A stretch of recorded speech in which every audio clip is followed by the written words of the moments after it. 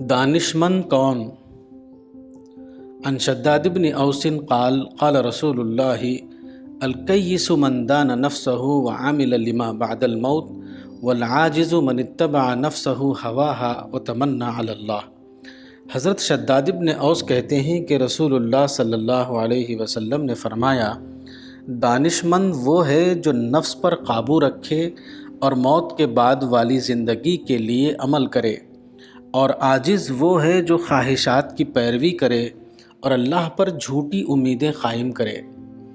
جب آدمی کے اندر ایمان زندہ ہو تو اس کا حال یہ ہوتا ہے کہ زیادہ عمل کرنے کے بعد بھی وہ اپنے کو کم سمجھتا ہے۔ اس کا یہ احساس اس کو سرتاپا عمل بنا دیتا ہے۔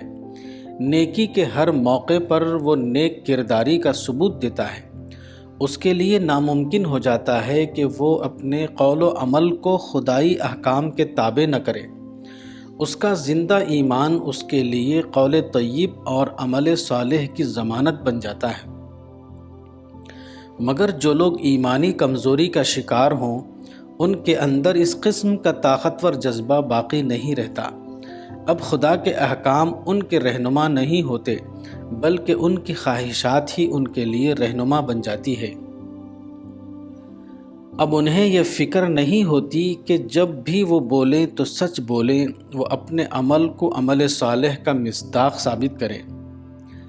اس دوسری قسم کے لوگ وہ ہیں جو انسانیت کی سطح سے گر کر حیوانیت کی سطح پر آ جاتے ہیں۔ ان کو اپنی خواہشات کے سوا کسی اور چیز کی فکر نہیں ہوتی۔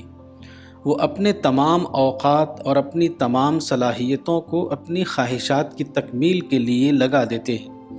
ایسے لوگوں کے لیے خدا کے یہاں وہ انعام نہیں جو ایک اعلیٰ انسان کے لیے مقدر کیا گیا ہے۔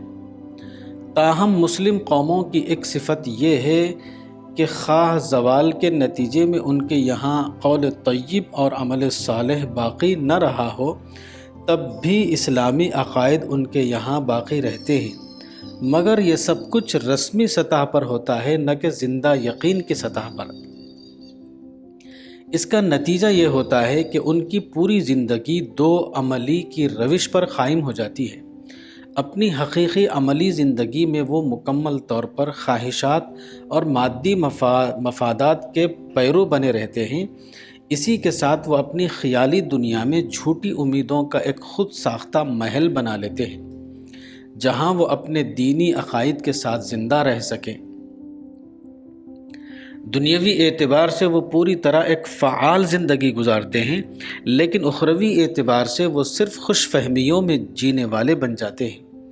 ایسے لوگوں کا انجام یہ ہوتا ہے کہ وہ کوئی حقیقی عمل کیے بغیر ہی بڑے بڑے نتیجے کی امید قائم کر لیتے ہیں۔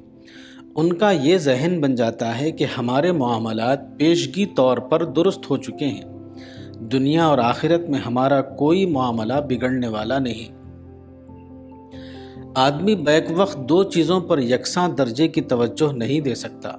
جو آدمی آخرت کو اہمیت دے، وہ آخرت سے تعلق رکھنے والی باتوں کو بے حد اہمیت دے گا۔ اس کے مقابلے میں دنیاوی چیزیں اس کی نظر میں غیر اہم ہو جائیں گی، اور جو آدمی دنیا کو اہمیت دے وہ دنیا کے معاملات کو بے حد سنگین سمجھے گا۔ اس کے مقابلے میں آخرت سے تعلق رکھنے والی باتیں اس کو زیادہ اہم دکھائی نہ دیں گی۔ یہی فرق بتاتا ہے کہ کون آخرت پسند ہے اور کون دنیا پرست۔ کتاب مطالعہ حدیث مولانا وحید الدین خان، صفحہ نمبر 126 127۔